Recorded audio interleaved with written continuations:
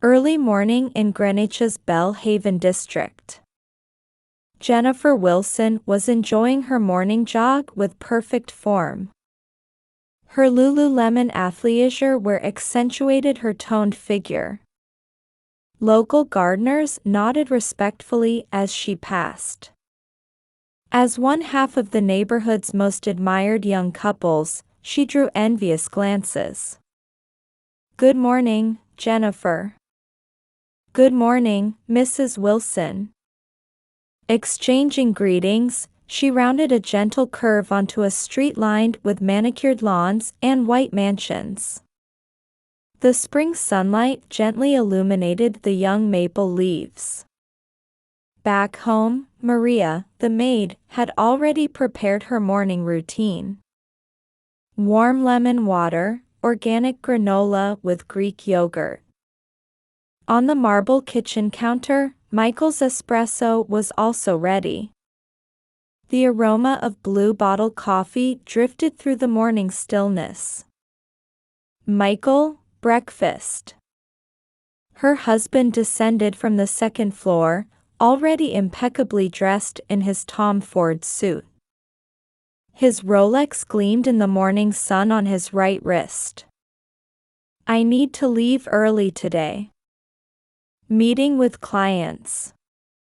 "Will you be home late again?" "Yes, probably. We've had several new projects lately." "I see. But tomorrow's hospital appointment." That." Michael checked his watch. "You'll be fine on your own, won't you?" "I have an unavoidable meeting." These conversations had become more frequent lately. After completing her morning routine, Jennifer headed to Greenwich Hospital. In her luxury car, she took deep breaths. 7 years of fertility treatments. A time when hope and anxiety intertwined. In the waiting room, with its antiseptic smell, Jennifer clasped her hands tightly. Her Cartier wedding ring gleamed coldly under the fluorescent lights. "Mrs. Wilson, please come in." Dr. Smith's expression already revealed the result. "I'm sorry, but it's negative again." "I see." The cherry blossoms visible from the examination room window were cruelly vibrant. "We could consider other treatment options, but given the stress involved, perhaps taking a break would be." "I'll think about it." On her way home, she sent Michael a message. "Got the results." His reply was curt. "Okay." The weekend brought the regular family dinner at the Parkers' home. Surrounded by their cherished Victorian furniture, the usual meal was about to begin. Her mother's pride and joy, roast beef, was laid out on the table. "I have an announcement," Ashley, her sister, suddenly declared. Her new Hermes scarf swayed at her neck. Jennifer had noticed her sister's increasingly flashy appearance lately. "I'm getting divorced." The sound of her mother dropping her fork echoed. Her father gripped his red wine glass tightly. "But why? You've only been married for 3 years." "I don't want to discuss the reasons. But I've made my decision." Jennifer didn't miss Michael's expression at that moment. It tensed briefly before quickly returning to neutral. Something felt off. But surely it was just a minor oddity not worth dwelling on. After that, changes began gradually. Michael's business trips increased, while conversations between the couple decreased. Receipts from luxury hotels. The scent of unfamiliar perfume. her husband's profile as he focused on his phone. Weekend golf games became more frequent. You seem busy lately. Yes, we launched a new project. A major account. I see. Alone in their king-sized bed, Jennifer pondered. Her body, exhausted from fertility treatments, was now plagued by new anxieties. Outside the window, spring winds scattered cherry blossoms. Like an omen of the storm to come. Late at night in the living room, she opened their family album. Wedding photos. Their Maldives honeymoon. Family vacation memories including her sister. Records of a time when everything was perfect. Cloudy skies hung over the vast grounds of Greenwich Country Club. Jennifer watched her husband chatting on the golf course through the clubhouse window. Weekend golf had become a habit recently. How unusual to see you alone. Mary Brown approached with a teacup in hand. She had divorced 2 years ago and was now known as a successful female entrepreneur. Yes, Michael is absorbed in his golf. Indeed. He seems to have improved quite a bit. Last week, I believe he played in Vermont? Vermont? Jennifer tilted her head. He told me he had a meeting with clients in Manhattan. That night, when Michael returned home, an unfamiliar perfume lingered on his collar. She merely nodded at his explanation that it was Clive's new fragrance. Lately, she'd been feeling increasingly uneasy about her husband's words. One day, Jennifer's smartphone vibrated. A message from Michael. Working late again. Don't wait up for dinner. Her fingers trembled slightly as she replied. All right. But tomorrow's dinner with your parents. That. I have a sudden business trip. She sat at Le Pain Quotidien's terrace, staring at her cold cappuccino. Jennifer. Turning at the voice, she saw her mother, apparently returning from shopping. Mom, what a surprise. Yes, just running some errands. Her mother's eyes shifted. About Ashley. Is something wrong? No, nothing. Just, she's doing well. Something felt off about those words. Her sister had rarely visited their parents' home lately. Her social media updates had become sporadic, and she wasn't answering calls. Was the divorce affecting her that much? In her home study, Jennifer stared at her husband's credit card statement. A substantial charge from Four Seasons Hotel Vermont. She hadn't heard about any business meetings in Vermont. Michael, what's this? Oh, a sudden business trip. I thought I emailed you. I didn't receive anything. I must have forgotten. Her husband answered without looking up from his documents. Lately, they made eye contact less and less while talking. Weekend morning. Maria, the maid, handed her a business card found in the laundry. Vermont Lake Resort, luxury cottage. On the back, a handwritten note, at our usual spot. That night, Jennifer tried to check her husband's phone. But the password had been changed. The Parker family's Sunday brunch was heavy with tension. Where's Ashley? Jennifer looked at her sister's usual seat. "She's not feeling well," her father replied weakly. "It's been going on for quite a while." "Has she seen a doctor?" "She's fine, don't worry," her mother hurriedly changed the subject. After the meal, as she was about to help with kitchen cleanup, her mother's phone rang. Jennifer didn't miss the name displayed, Michael Wilson.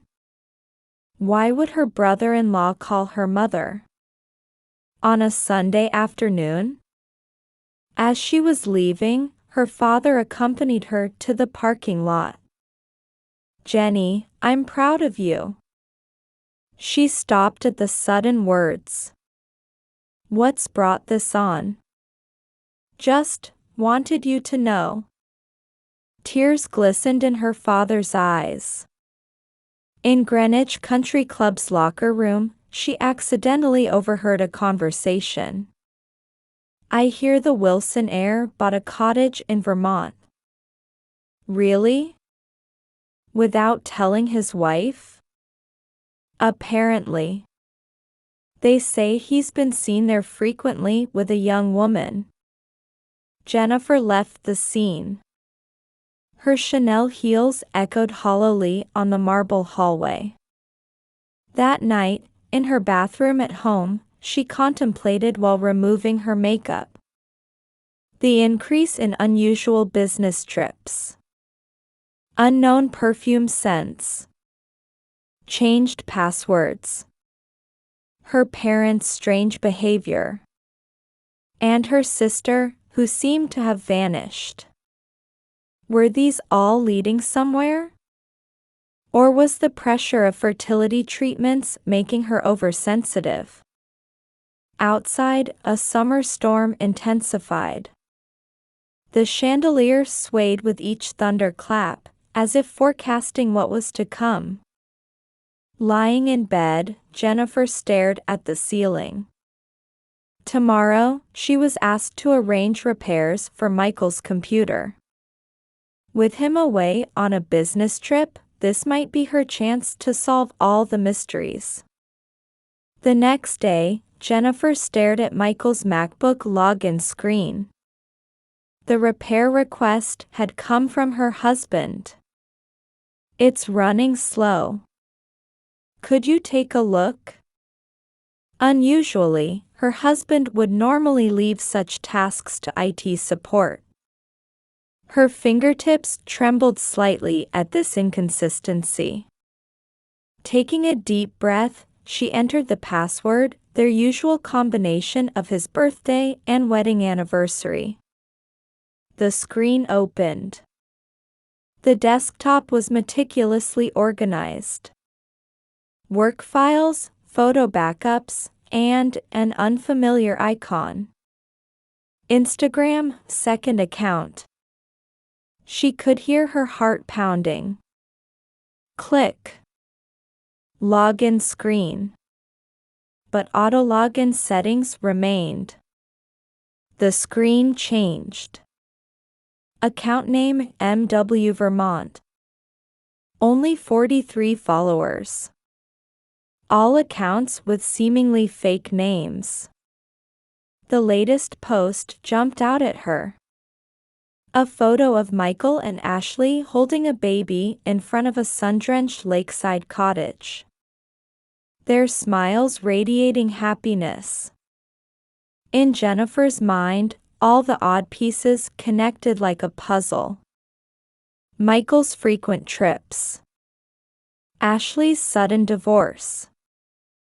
Her parents' unnatural behavior. The Vermont resort. Unknown perfume scents. Everything existed for this moment. Her phone rang. Screen displaying Michael. He probably detected her login. Ignore the call. It rings again. Ignore again. A message arrives. "Jenny, please answer. I can explain everything." There's a reason for this. A reason? 7 years of fertility treatments. A child she desperately wanted but couldn't have. During that time, her husband and her sister.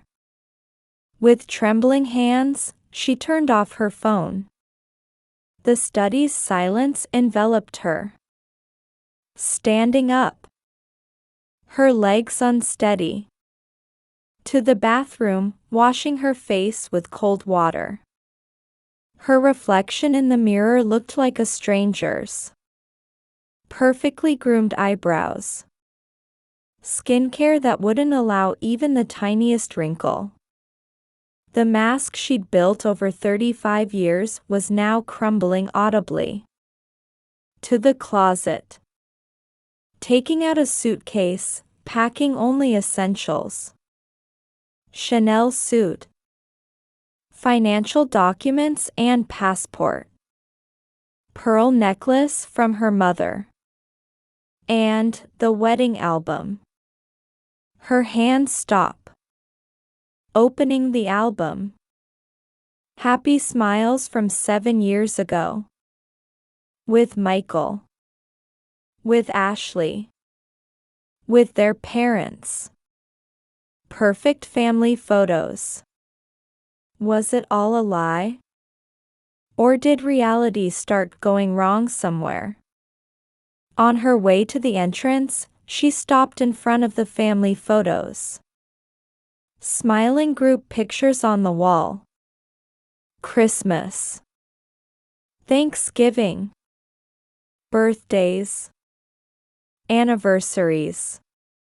Each one now seemed like evidence of lies. After a final check of her smartphone's call history, she ignored them all. At the entrance, she removed her Tiffany wedding ring. Placed it on the reception room table. Along with 7 years of memories. Opening the heavy door, she called for her driver. To the Delamar Hotel, please. In the car, she covered her face with both hands. No tears came. Just a sensation of something draining from her body. Through the car window, luxury boutiques along Greenwich Avenue. Lupin Quotidian's terrace seats. Greenwich Country Club's entrance. All now seemed like scenery she could never return to. In the Delamar Hotel's suite, Jennifer stood on the balcony. As dusk deepened, street lights began to illuminate one by one. Warm light leaked from windows in the luxury residential area. Each house had its own story. Some happy. Some not. In the night sky, a full moon shone. Under this light, her new story was about to begin. The morning she spent in the Delamar Hotel's top-floor suite was cloudy. Jennifer had just finished a video conference with a lawyer arranged by Mary. Her smartphone screen showed over 100 unread messages. We have sufficient evidence. The words of Sarah Johnston, a sharp lawyer known for her expertise in divorce cases, still echoed in her ears. Evidence of infidelity. The existence of a hidden child. And family-wide conspiracy to conceal it. Outside the window, autumn rain began falling quietly. Greenwich Bay's surface gleamed like lead. Madam, you have visitors. The hotel staff announced through the intercom. Who is it? Mr. and Mrs. Wilson. Her heart raced. She wasn't ready yet. But send them up. The heavy door opened. George Wilson, the family patriarch, and his wife Elizabeth appeared. Their usually dignified expressions now showed deep fatigue. Jennifer, let's talk. Elizabeth's voice trembled. There's nothing left to discuss. But this is a family matter. George stepped forward. Think of our reputation. Jennifer smiled coldly at those words. Reputation? For 7 years, I played the perfect wife. All that time, you knew everything. Michael has expectations as heir to the family, as the successor. And for those expectations, it's okay to trample on my life? Silence fell. Only the sound of rain against the window echoed in the room. No. Elizabeth lowered her eyes for the first time. I understand how you feel. Just then, the door opened again. Michael entered, his suit collar disheveled. Jenny, please stop this. Stop what? We want to avoid a divorce scandal. A settlement. A settlement? Jennifer laughed coldly. You want to resolve my life with money? Michael took out his checkbook. Whatever amount you need. We can't let the family's reputation. Silence. Jennifer's voice echoed throughout the room. 7 years. Wanting a child every day. Enduring treatments. All while you and my sister, even having a baby. Her voice caught. We fell in love. Michael's words made Jennifer feel violently nauseous. Ma'am. Sarah Johnston was waiting online. Everything is ready. Evidence appeared one after another on the suite's living room screen. Social media post history. Vermont cottage deed records. Receipts for expensive jewelry. And DNA test results. Your son's birthday is April 15th, Sarah's voice resonated. The affair had been going on for at least 2 years. The Wilsons' faces turned pale. A settlement? Fine. But I set the terms. Relinquishment of Greenwich Country Club membership. Transfer of Vermont cottage ownership. And as compensation, $10 million. Sarah Johnston's calm voice echoed. That's the price for 7 years. Outrageous. George shouted. Then how about the media? Jennifer questioned. What would your father, the senator, think? The room fell silent. You have 24 hours, Sarah announced. After that, all evidence goes to the media. Michael collapsed into a chair. Understood. Just then, the door opened. Ashley stood there, holding a baby. Sis. Jennifer ignored her sister, staring out the window. Yachts on Greenwich Bay disappeared into the fog. Meet the baby. Ashley stepped closer. Get out. Now. The baby started crying. The sound tore at Jennifer's heart. The child she wanted. The family she desired. All right there. But now beyond her reach. The papers by 9 a.m. tomorrow. Sarah's voice announced the final decision. After everyone left, Jennifer went to the balcony. The rain had stopped, and autumn's cold wind caressed her cheeks. Greenwich Avenue. Greenwich Hospital. 7 years of memories flowed away with the townscape. Her phone rang. Her father. Jenny. His voice trembled. Forgive me. As a father, I failed to protect you. Tears fell. For the first time, real tears. Night deepened. The Delamar Hotel's lights reflected in Greenwich Bay. Tomorrow, a new life would begin. A story that belonged to no one else but her. Spring, 2025. Morning sunlight streamed into the glass-walled office of Wilson & Brown Real Estate, newly opened on Greenwich Avenue. Congratulations, Jennifer. Mary Brown smiled, holding champagne. The Greenwich Times front page proclaimed, "Local real estate's rising star, a female entrepreneur's innovative challenge." Thank you. I couldn't have made it without you. No, it was all your strength. Jennifer stood by the window, gazing at the blooming cherry trees.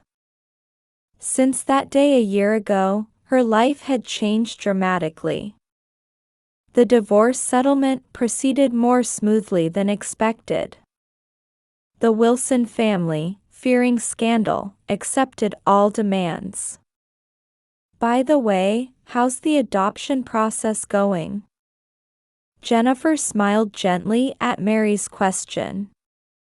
Yes, final interview next month. A 14-year-old girl. She lost her parents in an accident. On her desk sat photos of meetings with the girl. The tense expression from their first meeting. A slight smile shone the second time. And recently, a happy moment at the library. You'll make wonderful mother and daughter. Thank you.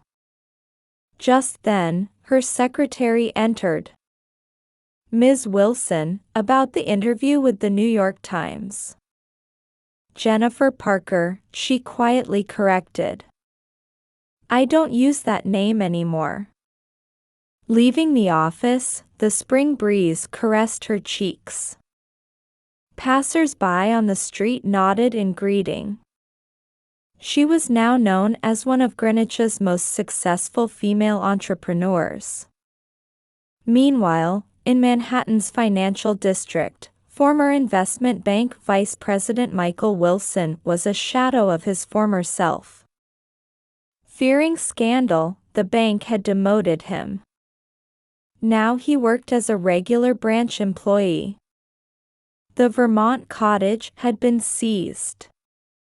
The Wilson family fortune had significantly diminished.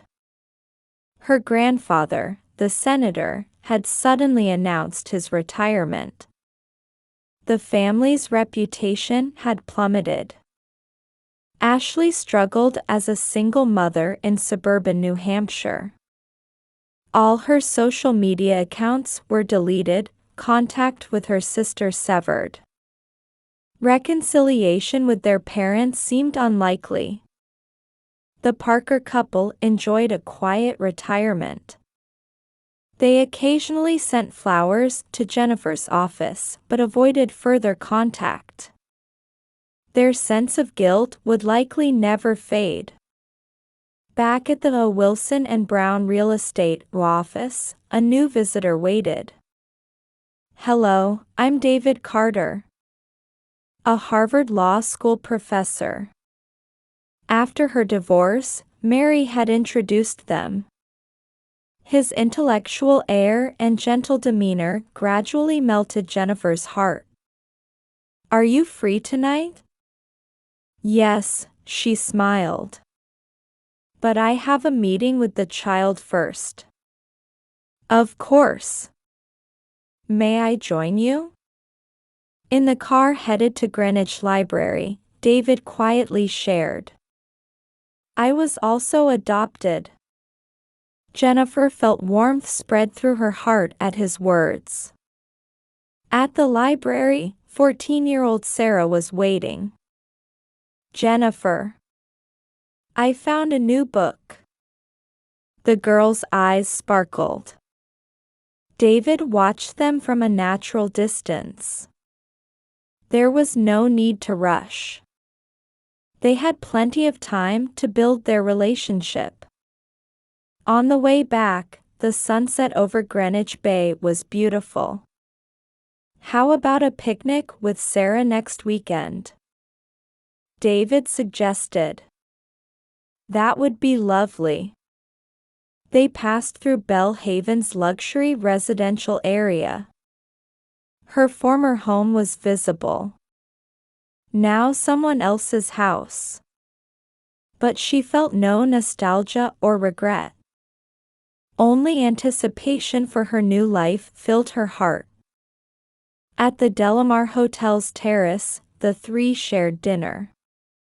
Sarah showed her first genuine smile, absorbed in discussing books with David. You look happy, Mary whispered beside her. Yes. This is what real happiness feels like. The spring breeze from Greenwich Bay gently stirred her hair. She had no more doubts. This was the path she had chosen. That day a year ago. She thought she had lost everything. But in reality, it was the beginning of a new life. Now, infinite possibilities stretched before her. Let's go home. Jennifer stood up. To their new home, where family awaited.